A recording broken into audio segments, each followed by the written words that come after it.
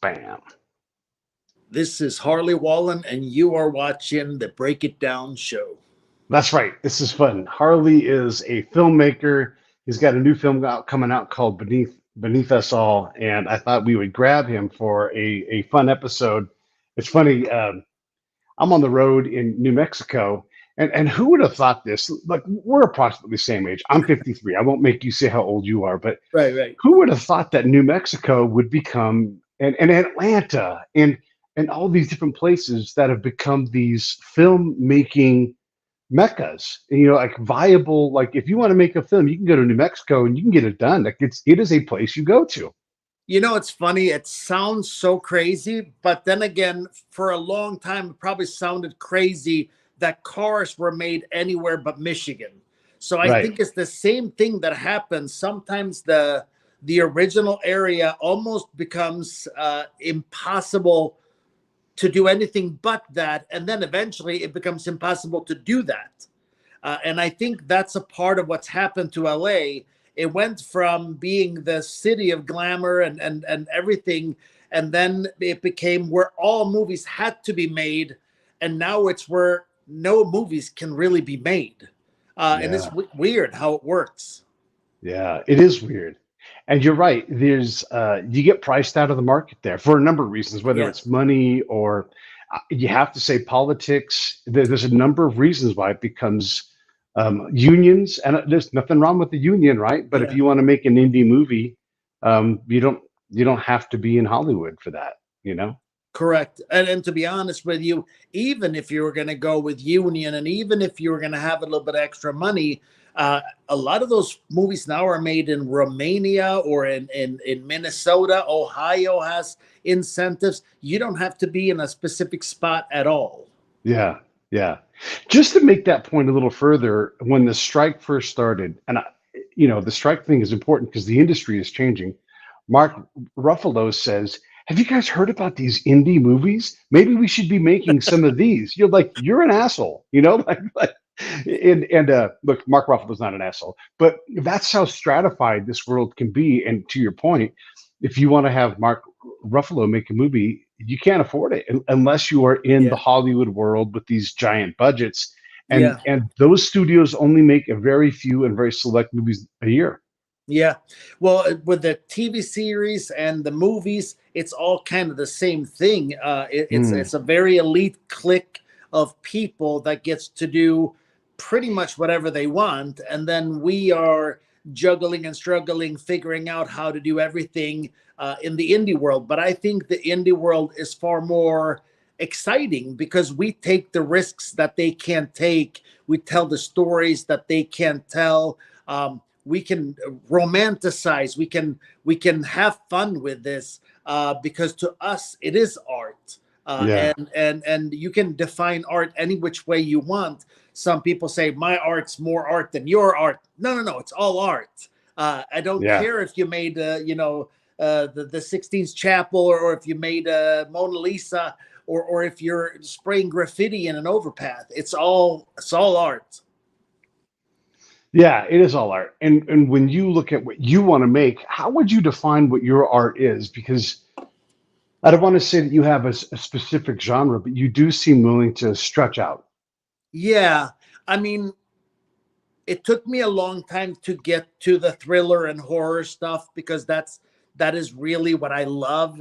But I also wanted to make sure I could make films that the audience would enjoy. Because as accepting as that community is, it will also hold you accountable for doing your part. And it's something that you shouldn't take lightly when you make films, is that you have an audience, and that audience is going to want you to be honoring the ones that came ahead of you, and that's a big part of what I do. But I love the horror thriller genre. I love adding the mystery piece to it that I think for a while was missing. But that's me. That's my happy place. Yeah. How much of the year do you're from Sweden, so how much of the year do you spend in Sweden? I was just there for 22 days, and that's about it. I go on a family trip once every other year, and that's it at this point. Yeah, so the bulk of your time you're spending in the States, but still Yeah. in a climate that's similar to Sweden. Yeah, up here in Michigan, it's pretty similar. I think that when I looked at my little ancestry map, it was hilarious because I was 100 or 150 years late to the party when everybody else moved to pretty much the same region, and it makes me a little bit wonder why move at all if you're going to move to a place that's so similar to where you came from. I got to tell you, so I have a Swedish ancestry. I'm not Swedish. Okay, My girlfriend, her mom is from Sweden, so she can say she's Swedish. But nice. the family I came from, they're from Varmland and a bunch of other places, and Angerman land is another place. So it looks like it's Angry Man land, but when you look at these places, they are still tiny rock-filled country where there's just Mhm. nobody there. There's like Yeah, 2,000 people, and the people that own the good farmland, those families still own the good farmland because they're yeah, like, hey, this is the thing, and so you don't yeah, leave because there's a living to be made there. And so my family got the ads are like, come to America, free land. yeah, And where did they go? They go to War Road, Minnesota, where guess what they had? Shitty, swamp-filled, rocky land. And they're like, yeah, God damn. And yeah. so there's Yeah, still 150 Michigan, years later. Wisconsin, Yeah, Illinois, there's nobody there still. Minnesota. It's all, I don't understand it. It's like we reinvented Scandinavia all over again. Yeah. That's pretty funny. But So here I am. to find the Ekmans, you have to look for them, and they all left that part of Minnesota. There's still some Yeah. up there, and my Yeah. cousin lives in Minnesota, but he went back, and not because of ancestry, just because of working in the airline industry. But yeah, Mm. they all went. Hey, and so if you look at the lineage, like they all came to the northern part of Minnesota, and then they left Yeah. because it sucked. Yeah, it's Yeah. funny. Um, but you like it up there though in Michigan. You know what I like about it is as a storyteller making movies, I have all four seasons. I can do a skeleton key hazy warm thing in the summer, but I Mhm. can do it let the right one in with the desolate bare trees in the wintertime. I can get the snow on the ground. Like I can get all these different things that I think Mhm. make for a pretty incredible movie. And as a father, it's a great place to raise my kids. So I really enjoy the family life here. And then, like I said, I travel a lot. I'm in LA about every other month or so. So I have the pleasure that I can go whenever I want to, and whenever I need a little bit of vitamin D, LA is always there for me. We got it for you. I like to say when people talk about the four seasons, being a native Californian, I always say we got like 20 of them, and a lot of them are called perfect. Right. And you're right. You get sunshine, you can get fall, you can get all that stuff, but there Mhm. is something to be said for having four distinct seasons every year, and it is nice. I've lived in Kansas; they Especially have as a four seasons. filmmaker. Oh yeah, yeah, yeah, yeah. The different kinds of light you can get, Yeah. when the sun is really in a different spot and there's different things for the light to move through. That really does matter, right?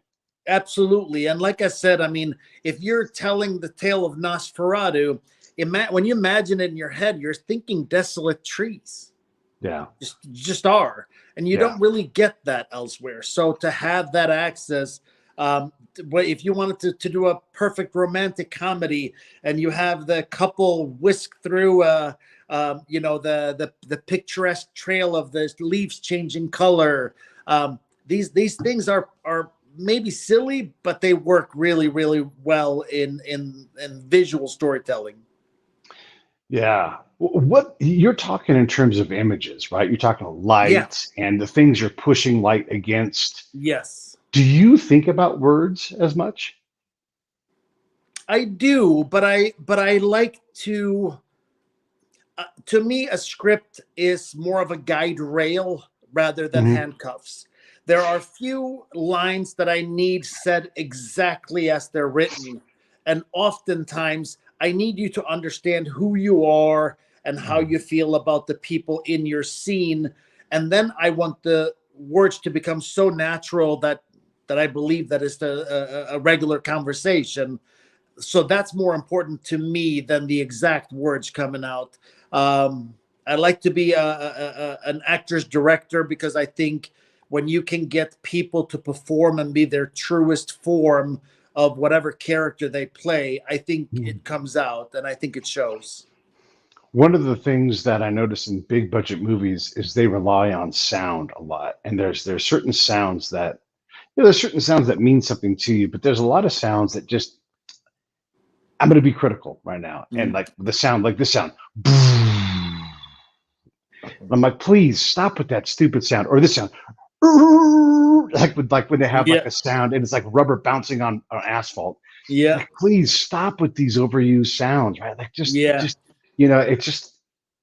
it's too patterned, and it takes me out of the film. Yeah. And so I don't know what your thoughts are, but when you're a director, like I'm working on this project right now, right? And one of the things we know, because I'm working with some real pros, it's like, when you capture sound, I'm not talking in post, when you capture sound, if it's bad, you have to go back and reshoot because you're just not going to fix it. And then you have the post-production sound, and that has to be great too, because if it's too present, if it's not there, it matters so much, and it's so important. So when you think about sound, how do you make sure it's right where it needs to be? So my audio team is in India, and normally what we do when I have the picture locked and I start talking to them about what we need to do, so I try to have as little fix it in post as humanly possible, because I think that's a trap that a lot of people end up in. And like you said, you're going to struggle getting things right. And it doesn't take very much for you to come right out of it and lose that suspense of make believe. So we really try hard, but we also sit through, I meet with my sound design team and my score team together, and we do 2 Zoom meetings for about 6 hours each and talk through everything and spot everything throughout the whole film. So that's kind of how we do it. But again, and I like to use reference points. So if I imagined it looking and sounding a certain way, I try to show something from a library that reminds me of what I think I should have heard. And often it's guided by what I think I want to feel, because that's usually what the sounds do, is they tune us into what we should feel.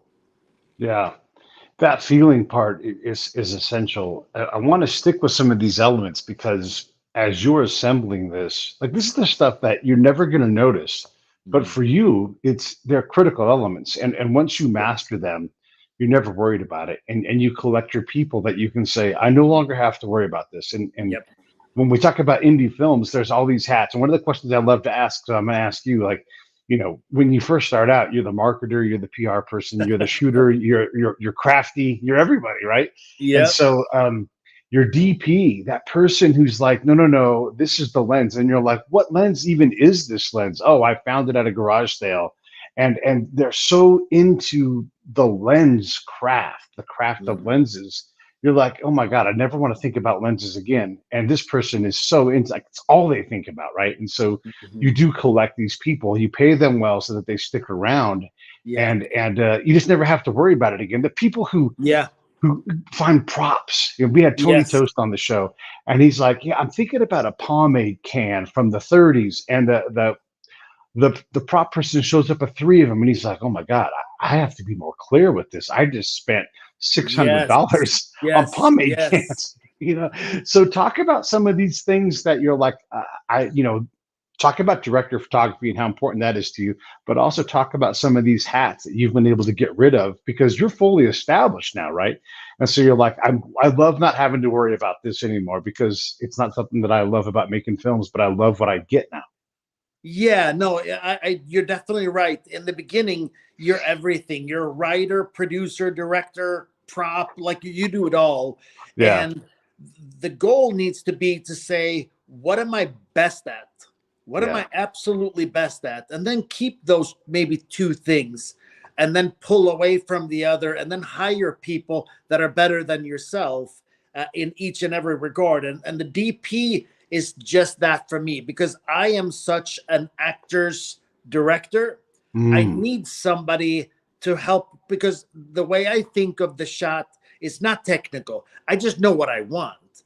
I know, okay, we want this to be experiential. We want to go with him for this ride. So I want this to be a shot where we're kind of having obscure lines and shapes. I want to have a little bit stronger light to get the feeling that he's dazed. I don't know what any of that stuff is. Thank God somebody pays attention and can put this into tech talk, because I remember reading Quentin Tarantino talking about that he doesn't know how to direct, but he knows how to communicate his vision. Right. I feel so relatable with that. That directing is not something I do, even though I'm sure it is. To me, I see things so clearly. Like, I'm in the process right now of making another film, and I'm reading these characters, and without any reason at all, these characters come to me on the pages, and they just come alive, and they have dimensions. So now I got to get the actor to understand that character is broken. That character looks away first every single time they meet a gaze that they can't hold. They're always the one to look away first. No, your character is not that at all. Your character is at that last moment where he'll either fold and always fold, or he'll stand up to everything from now on. You are at that point where your character decides their destiny. And because when you get these revelations, you make a character that's just mind-blowing to an audience, because you became so specific. Where I think a lot of people make mistakes is I am a detective, and I am this guy and that guy. No, you're a specific individual, just like yourself. And the more specific you are, the more your character will come across and be relatable to the audience. Yeah. Yeah. What role have you replaced that you do not at all miss? You're like, man, thank goodness. Whatever it is, like site scouting, what is it that you're just like, I do not miss that work at all? I think the casting, to be honest with you, Yeah. I love doing the final casting when they have selected the 5 finalists for each role. I love that part. But as we started getting more and more and more people auditioning, sitting through 1,000, 1,200, I can't do that. Like, it literally makes my eyes bleed. I just can't take it. My wife, bless her heart for doing it. She sits through every single audition and gives me my top 5s, and then we sit and discuss those. But I can't do that anymore. That drives me absolutely nuts. When you get to the top 5, do you know them every time, or how does that go? Or who wins those fights? How does that work? That's different every time. I think it depends on, to me, you can have 1, maybe 2 projects as far as actors on a set. So I think if you've kind of maxed that out, you got to get real serious about picking the rest of the people. You have to pick people that are going to come in and lay it down, that are not going to require a ton from you. And then you're going to have a couple of people that are going to be really worthwhile, but you're going to have to dig with them and get into the characters. And then you're going to have 2 that are nowhere close, that you have to go out and get, just like what is that movie with Robin Williams getting his wife from hell? Sometimes it's like that. You got to go there and find the character, and you got to help them get it. And they have to guide them all the way back. And at the end of the day, all you see is what's on film. So nobody knows the way to get there. But that is, I like that. That's it's a wild ride to get there. Well, and like we were talking beforehand, every movie is a miracle, and sometimes the person you pick it's not going to happen. I always use the example, they break their wrist, not anybody's fault. Yep. And then the second guy's like, oh, I booked something else, sorry. and all of a Yeah. sudden you're like, these guys who weren't a fit, one of them's going to be it, and then Yeah. they are going to play it in a way that doesn't fit, and all of a sudden you're like, amazing! I can't believe, Yes. you know? Yeah, we did a movie called The Devil's Left Hand, and I had imagined Billy Wirth to play Zeb the entire Uh, time. yeah, And here we come, and the film is about, we're 2 weeks out, and I don't have enough money. So I call Billy, and Billy goes, I'll be honest with you, I didn't hear from you, so I took another gig. So he's filming a TV show. So I didn't have the money. He had another gig. I had to figure it out. And we essentially redid the whole film. We decided that Vesna was going to be Creole, and my character, who was that now Zeb, we shaved my head. We created an entire backstory just for that little bit of yeah. change. It changed the whole film. It's a wild thing. Did you just say Billy Wirth? Do you mean the guy that was on American Gladiator, who was a stuntman from like? Yeah, from the Lost Boys. Can you believe I just pulled that out of my head? He's What? awesome too. Wow. I can't name one other contestant from That's the funny. American Gladiators, but I remember Billy Wirth. Yeah, He did great on that show. Wow, a Billy Wirth reference, man. That's How awesome. about that? That's so cool. Yeah, that is crazy. You know, that is a funny thing about this show. Like there's just all these crazy things that come together. Yeah. So I guess let's talk a little bit about your new movie, and let's get into that. It premieres next week on the 14th. And where is it going to go into theaters? Is it going to go streaming? Where's it going to be at?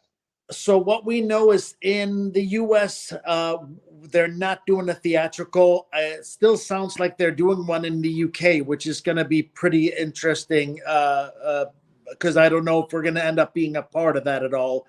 I would assume that it depends on how well the film does.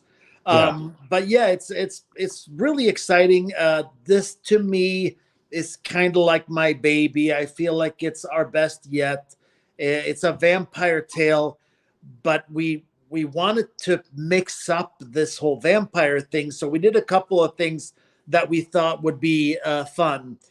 First thing, we rebooted the original vampire and made him Scandinavian in the honor of my heritage. So he is this Viking, essentially, that don't know what happened to him, and they figure out they can't kill him.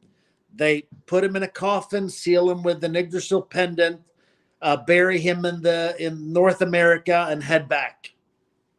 And then later on, about 1,200 years later, he is unearthed by this teenage girl who is having a big debacle at home with her foster parents.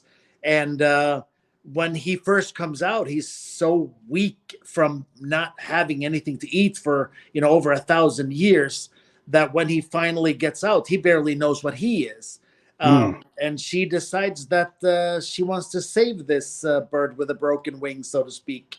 And then the tale comes after that. But I really, really enjoyed the story, because if you take a already combustible situation with foster parents that are probably not doing it for the right reasons, and the kids who live there that aren't properly taken care of, but now you introduce something far more sinister and dangerous to them with this vampire, and it certainly escalates the plans. Yeah. I want to talk about theatrical releases. What are your thoughts? Are we going to go back, or is that market for the most part dead? I think it'll probably exist for the big budget stuff. And then every now and then you'll catch an indie film breaking through there. I remember, I think it was Wolfhound really blew up. The Wretched with the brothers, they did fantastic with their horror movie. So I think that's probably what we're heading towards. But it's one of them things that if you look behind me, there's a vinyl player right there, and everybody gave up on vinyl for quite a while. And a long time, and now most of the artists take a lot of pride in releasing vinyl. So I don't think we're done with anything. I just think we need to come back around to it. Right now, I think we're living in this ultra privacy world where we want to do everything in our own home, and I think that the community feeling will come again, but we need to be a little bit more united as people for that to happen. And I think we need to find a cause that gets us out to celebrate who we are, and what we stand for ultimately, because I think, we've gotten so far down the line of crazy that we're Yeah. forgotten that we're way more alike than we're different. And it's just minute little differences, ultimately, that determines 90% of people. And I think that's coming back. I don't know Yeah. what it'll Yeah. be to unite us, but it's coming. When you think about, because ultimately you have to take a movie to market, right? And there's the international market, and there's all these streaming platforms, and you Yeah. really can sell your movie, indefinitely these days. Like you can constantly just rotate it through all these Yeah. different things, and movies can have tremendous legs. And so when you're thinking about like what you want to tell, you're like, and also this movie will, I can, for 10 years, this movie will make me money. And that's neat that Yeah. happens. But can you think about going, I think I can sell this into theaters? Or is that just too hard to put on your agent or whoever your representative is in the movie market? Is that something you just like, can you even bother with that right now as a filmmaker? We really wanted Beneath Us All in theaters. Mhm. It is that kind of movie. It Yeah. has the atmosphere, the vampire side of Yeah. things, the mysteriousness, the pretty shots, all of that. And we really, really wanted it. The problem is there's such a big risk with it, because Mm. when you rent these theaters and these times, you're gonna have to pay for them no matter what. And Right. you can do a limited. We've done, I think, 4 limited theatricals now, and we've been more successful than not. But the scary thing is, every single time we've had a really good week, and then we're saying, "Uh-oh, what do we do now? Do we double theaters for next? Do we triple? What do we Yeah. do?" Yeah. And we've always been cautious, and it's always backfired. And the second week has kind of like died down. And Yeah. and I'm thinking to myself, what could have happened if we had I guess the plan of actually how to roll out and what the numbers look like. But we're almost slaves to algorithms. Ah, Back in the day, we made decisions and we stood by them, and we yeah. figured out ways to make the decision right, whether it Yeah. was or wasn't. And now it's like you can be completely right, and your film can still drown and die an early death, uh, just based on algorithms. And whoops, we were off. Yeah. I just like, for example, when I'm brushing up on the stuff with you, because I was working with Joe's his publicist, and I was thinking about these kind of things, because not only do you have to promote your project, but yeah, when you do a theatrical release, well, you've got to do PR for that release, and then that budget has to get bigger to do a Yep. wider release, and then bigger still, and then it's got to be successful in 24 cities, and Yeah. and it gets huge and more risky, and it is very, very hard. And then the algorithm thing is crazy, because you don't get to interact with and see the algorithm. You don't get to meet the person who runs the algorithm. It's Yeah. really just a guess, right? Yeah. And so when I search your name, if I type in your name, there's a good chance that somebody else who doesn't have your name comes up in the search. And because you're a director, you're not trying to defeat the algorithm. You're just like, I make Yeah. movies. And so Yep. someone whose name is adjacent to yours, like, competes with you in the algorithm, and like Yeah. tries to Yeah. shove you out of the way. And it's like, it Yeah. happens to me all the time too. There are 3 Pete Turners. One of them is dead, been dead. And I'm like, I cannot get this guy out of my search feed. And It's it's like, funny. come on, man. Yeah. And so, Yeah. yeah, it is. And then, yeah, you put any kind of project next to your name. And if you type in our 2 names together, I promise, like, the third thing in the search feed is not going to be us, you Yeah. know? Oh, And it's like, I stop could. recommending things that aren't us. Just recommend Yeah. us. Yep. Absolutely. I know that is a strange thing.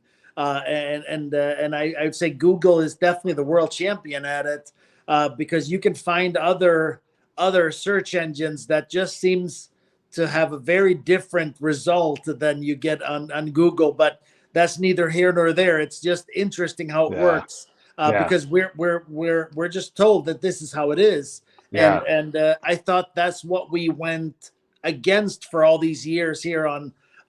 In reality, we said, no, let me see the papers on that.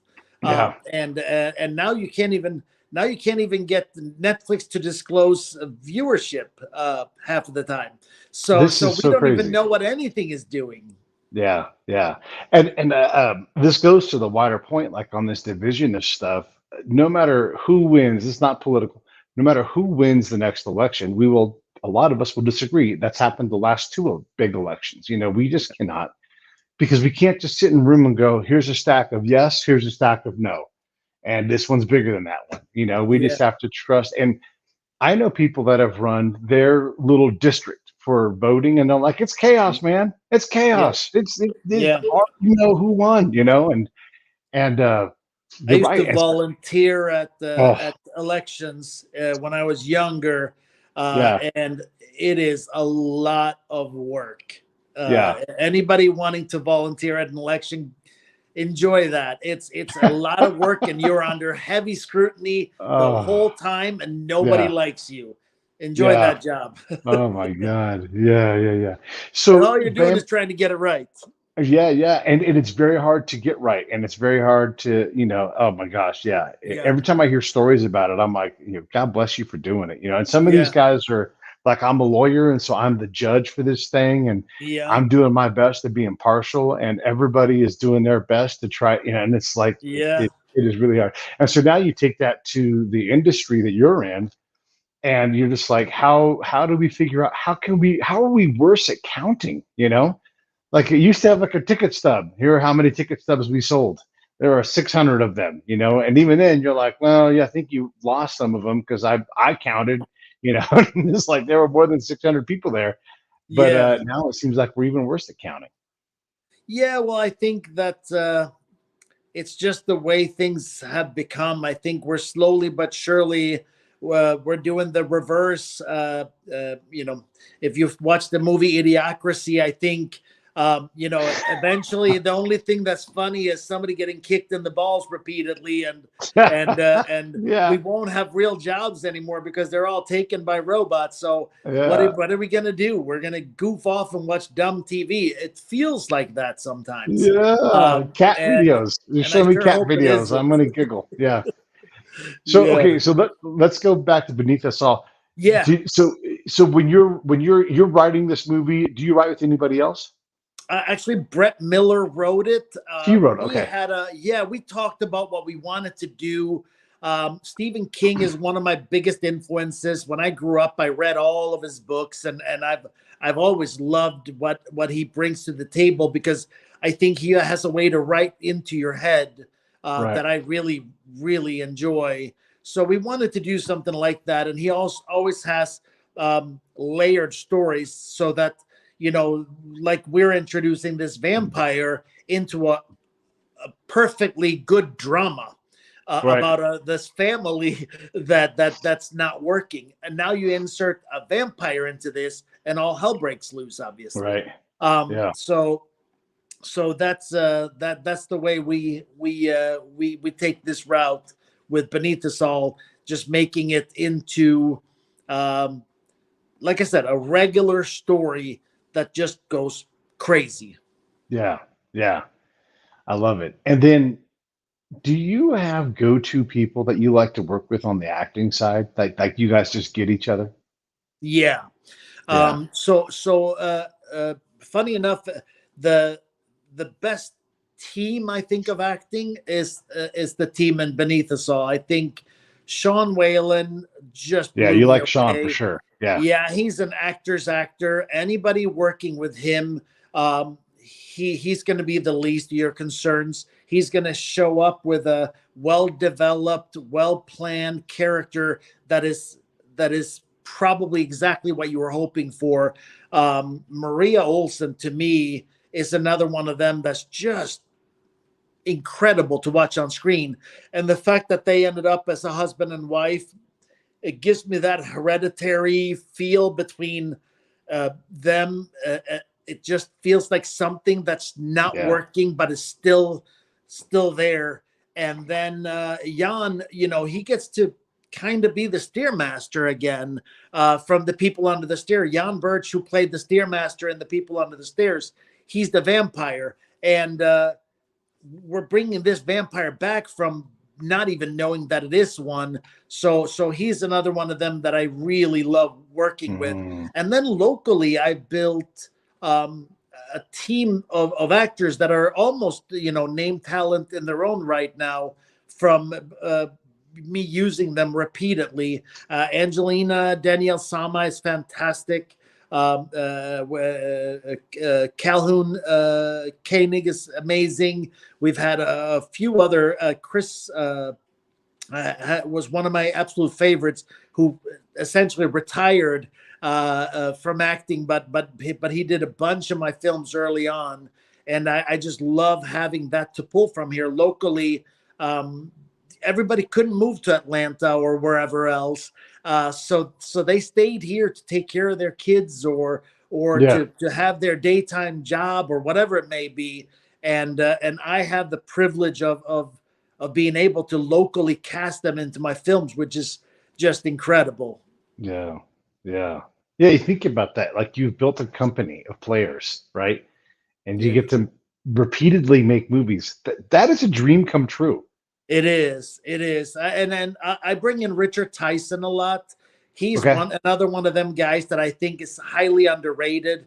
He can pull out Shakespeare just as well as he can do an action movie or a silly comedy. So I really like him. And ever since I worked with him the first time, I've been wanting to bring him in for a comedy. So at some point, I'm going to hold myself to that, because he's hilarious. And I'd like to see him showcase more of that on screen, because he's a funny guy. When you get into the point where you are, where you can reliably make a movie, you can go get funding and that kind of thing, and more importantly, like you can sell a movie. You don't want for ideas. You have ideas that you want to do. What idea is struggling to get on the screen that you just can't find the time? Because that's the bigger thing, right? Like, you only get so many movies that you get to make in your lifetime. Yeah. And there's just those ideas where you're like, I just cannot. It's just not going to happen anytime soon. Yeah, I have a few scripts actually. So beyond ideas, that I always say, I got to get to this. And it just seems like it's just slightly out of my reach. I have a script called The Peculiar Mind of Peter Strauss. That is, if you took Identity and maybe what was it called? The one with Primal Fear, where you have this mind game and the inside and out of that. I love that. That script to me is as close to unique as you can get in this day and age. But I also know that I don't want to burn that one. I need a couple of mil for that one. So I'd like to have probably $2 million to make that film and make it right. So that's the big reason that it's been sitting out of my reach. I have a much bigger story called Animus, which is I Spit on Your Grave on steroids. And the thing with that one is I still have to come to terms if I can direct it, because it's one of them stories that you're going to have to drag people through. And when you act, you have to go through it a little bit. You cannot dodge going through it. So when you play a scene, it does happen to some degree. I'm not saying that you're having sex or whatever, but in your mind as an actor, for you to be truthful on scene, you have to allow yourself to go through the experience to some degree. And that movie is going to be very hard on people to go through. So that one is sitting there just waiting for A, am I the right director for it? And B, can I push somebody through that? And then, bigger thing too, in today's world, these revenge films are kind of frowned upon. The exploitation films are kind of frowned upon, and although I would try to do it with as little exploitation as possible, it's still gonna have that tone to the film. For otherwise, the revenge doesn't make sense. Yeah. Yeah. So it has to be pretty brutal, and the story it reads very brutal. And I think that there's a giant audience for that. It's just, can I take it that far? Because I remember what I said. I love Stephen King, so a lot of the stuff, to me, I don't need it on screen. I can have off-screen kills for 80% of the movie. It's not about the kill for me. The kill is, like Hitchcock said, the end. But I know for an audience, it's not always how it works. They need that payoff, and you got to somehow give it to them. So that's another one that is definitely up front for me. And then we have one that is a mental health, drug addiction film that we've been talking about for quite a while as well. Have a fantastic script again. And that one, to me, just feels like it'll be next just after this one. Okay. And I don't know why we just can't get to it. And it's funny, we talk about it too. We're like, mental health and opioid addiction, I don't know how we could be getting any hotter subjects than those two, and still it ends up being next film, not right now. Right. And it's heavy. It's a heavy topic. Yeah. We just lost the lead singer from Smash Mouth, and it's like, oh, why don't you just quit drinking? It's like, well, he can't. He's got a disease, Yeah. Oh, yeah. Yeah. When you think about these, do you think at all about marketability? I mean, obviously you think, it's hot, like you can get the revenge film, that you think will do well. But I mean, does that figure into your calculus? Like, if I can get this payday, that will unlock this other one that's a little riskier. Yeah, I think what I've become comfortable with, it's plan, do, review. That's my system. So I plan a film, I do the film, make the film, and then I review. And at the review, usually I allow my team, whether they're investors or core actors or producers, a seat at the table. And I say, based on what we've done, what do you think should be next? Right. And everybody kind of pulls together. And I try not to fight the universe. When the universe says this is where we should be, I'm sure there's a reason for that. So we have enough, like you said, enough stories, enough scripts, enough of those things to last us a long while. It's just which one is next. That's always the trick. Can you see yourself sliding up and not directing every film? Because you kind of alluded to that, like just sliding up to the EP seat and saying, you know what, this one isn't for me. And I think that this director that I see, let me get them built up and get them to do this role. And I'm going to sit back and I'm going to have a beret and a big megaphone, like, hey, do that better. Or something like that.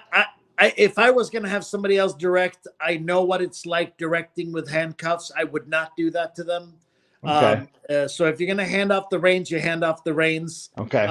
But I'm not there just yet. I still think, for me, it's about what's the next right film, and right now we're working on a project that we've just tightened up the script. We're planning on shooting it in October, actually, late October into November, and I'm really excited about it. I can't say too much, but It's a team from LA that originally were just going to hire me to direct it, and now we're doing a lot of other things, including making the film up here rather than LA. But very, very excited about this, because I think this has become right now a script that I think can literally blow the rest of my films out of the water. And we have a lot of really, really good cast, super interested in aligning with us. So I can't wait to see what's going to happen. It's still early and late at the same time, but I hope I can disclose a little bit more in a couple of weeks and make an announcement. But we're still waiting on completely locking down script and budget, and then we're off to the races, because this film, like I said, we'd like to start shooting October 20th, and it's a hell of a ride. I can tell you that, and I think if we get the cast we want, this one will probably be one that I truly take the fight for theatrical. I'll take that fight for this if we can at all make it turn out the way I see it in my head. I love it. Well, let's wrap up and talk about Beneath Us All one more time, so everybody knows it's going to be out there. So Beneath Us All releases next week on the 14th. Tell us one more time the synopsis, and then tell everybody where they can find it to watch it. Yeah, so this Beneath Us All, it's a vampire movie, essentially, where you take a foster family with all kinds of issues, and you insert this tribal old Viking vampire into their world, and he is not a hurt little bird with a broken wing at all. So that's Beneath Us All, and it's a bit of a saga if you're into mystical storytelling and wondering what's going to happen, rather than the whole story being on wheels from the get-go. If you like seeing cinematic beauty, I think that we really, my caps off to my cinematography team. I had Alex Gasparetto on the camera, and I had an incredible lighting team with Gaffer and in Andy Westra and Kirk Yershanis to be his big boy grip, and they were responsible for lighting a pretty visually spectacle of a movie, I'd say. So that's Beneath Us All, and it'll be everywhere on VOD on the 19th. We have our premiere on the 14th. The film releases on the 19th. So I hope everybody gets to enjoy it.